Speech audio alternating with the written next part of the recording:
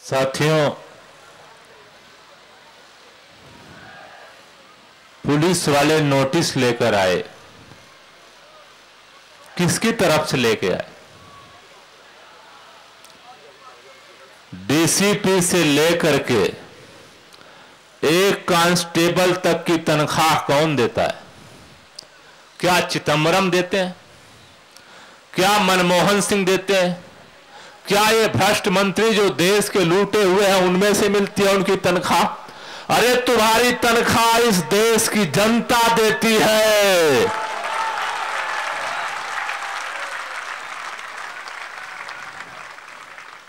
ये तुम्हारे वो लोग नहीं तुम्हारी तनख्वाह देते जिनके इशारे पर तुम कागज पहुंचा। लेकिन देश गुलाम है, देश गुलाम है। इसलिए आज भी हमारी पुलिस जनता की पुलिस नहीं है। तनख्वाह हम जरूर देते हैं।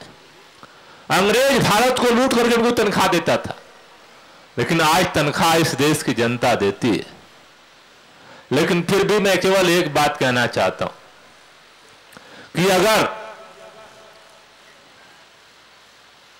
गृह मंत्री के इशारे पर, सरकार के इशारे पर अगर किसी भी तरह की गुंडाई की गई तो हम इस देश की जनता 2014 का इंतजार नहीं करेगी।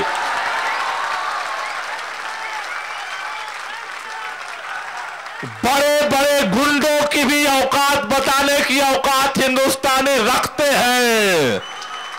अंग्रेजों से बड़े गुंडे नहीं हो तुम। इसलिए विनम्रता से कहना चाहता हूं, गुंडई करने की जरूरत मत करना, वरना अभी तक तो हम लोग 2014 करते हैं, लेकिन 2014 से पहले ही तुम्हें नस्तानाबूद कर देगी इस देश की जनता। इसलिए किसी गलतफहमी में मत रहना। दूसरी बात एक और कहना चाहता हूं, बहुत सारे पार्लियामेंट में बैठे हुए लोगों को ये गुमान है कि हम ईमानदार हैं। सारे संसद में बैठे हुए लोग बेईमान नहीं है। चारों तरफ कहा जाता सभी नेता बेईमान नहीं है। आज देश एक निर्णायक मोड़ पर खड़ा है, इन बेईमानों से नहीं। लेकिन जो भी नेता कहता है हम ईमानदार हैं, उन ईमानदार नेताओं से हम पूछना चाहते हैं, तुम्हारी ईमानदारी कहां खो गई है? आज निर्णायक वक्त है। ईमानदार नेताओं, अगर तुम्हारे अंदर ईमानदारी है तो निकलो। अरे पूरे पार्लियामेंट में एक आदमी नहीं बचा जो सच बोल सके। एक आदमी नहीं बचा।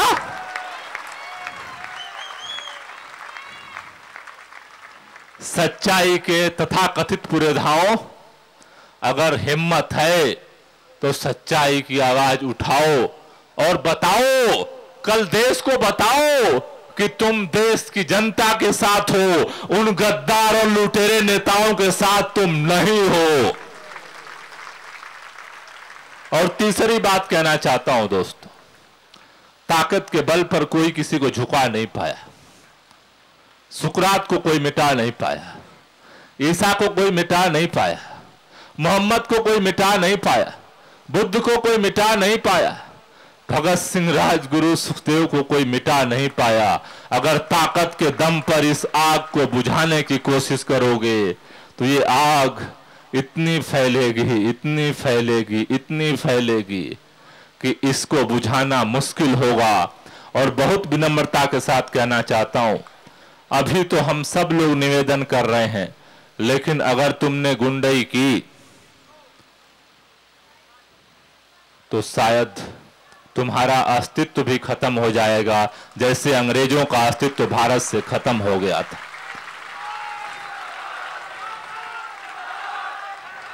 इसलिए दोस्तों जैसा अरविंद जी ने कहा, मैं भी आपसे कहना चाहता हूं। अन्ना जी बार बार कहते हैं ये हालत उनकी वजह से नहीं बनी, ये हालत हम सब लोगों की वजह से बनी। इसलिए आज के बाद जाओ। अभी आप भी समझते हो ये तो अन्ना का आंदोलन है, टीम अन्ना का आंदोलन है। नहीं, ये देश का आंदोलन है, सबका आंदोलन है, सबका देश है। इसलिए इस लड़ाई को आगे बढ़ाने की तैयारी करो। अगर यह संसद, यह सरकार चारों तरफ से अगर कोई वार्ता नहीं करती है, कोई फैसला नहीं करती है, तो इस देश में इस सरकार के विकल्प को हमें पैदा करना पड़ेगा और एक ऐसी जनता सरकार बनेगी कि केवल ये मंत्री नहीं, पार्लियामेंट में बैठे हुए सारे भ्रष्टाचारियों को हम तिहाड़ जेल जरूर पहुंचाएंगे, जरूर पहुंचाएंगे, जरूर पहुंचाएंगे। शुक्रिया।